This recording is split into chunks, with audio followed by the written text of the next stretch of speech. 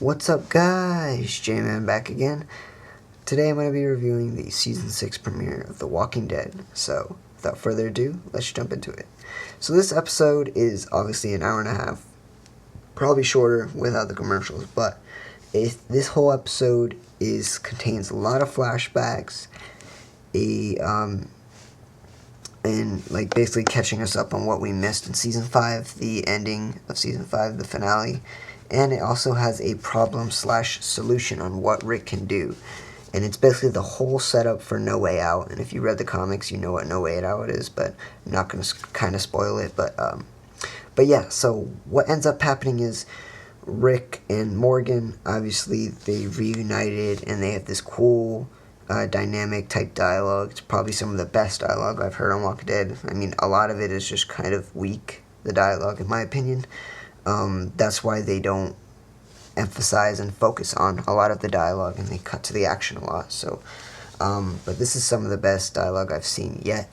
With Morgan being sort of the pacifist type, and Rick being more of, taking things into my own hands type of literal type guy. And obviously there's this huge problem, well, not huge problem, but a subtle problem that Morgan tries to address to Rick. Where it's like, basically Rick was like, I had to kill him because he was a murderer and stuff like that, and Morgan's like, aren't we all murderers too? But really, they are murderers, obviously, but Rick was doing it because he had to take things in his own hands. I mean, he is a cop. This guy was a murderer. He had to be put down. He wasn't doing things right. Rick only kills if it has to be. If it's a problem that stirs up, he's not totally 100% irrational. He can reason, but only to a certain point, because he has a breaking point.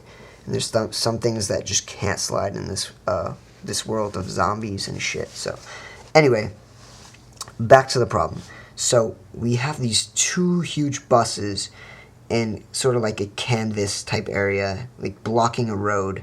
And the zombies are kind of pushing their way through, and there's this one shot that I really like. Greg Nicotero obviously does the special effects, or the practical effects art on the zombies, and one of these zombies slides through and his skin like peels off. Phenomenal. It looks real. Greg Nicotero is phenomenal, like since day one, with the zombies look and their practical effects type look. Great, awesome work.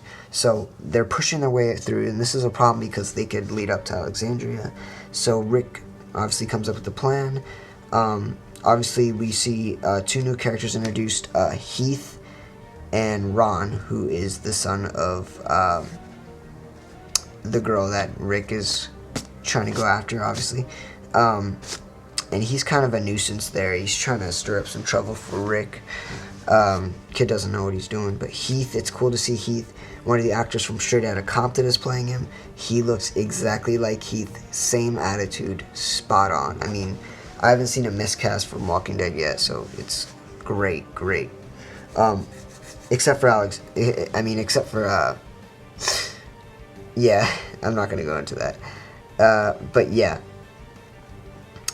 So in the situation, we see Rick, they come up with a plan with Daryl obviously using his motorcycle to lead the walkers away. And during the flashback scenes, we have a few flashback scenes with Daryl and Rick, conversations, subplots in here and there. And we find that this one character named Carter kind of, he's talking to his accomplices and shit, or his other friends, and they're talking about, like, we need to kill Rick. He's not good for this group. He's not.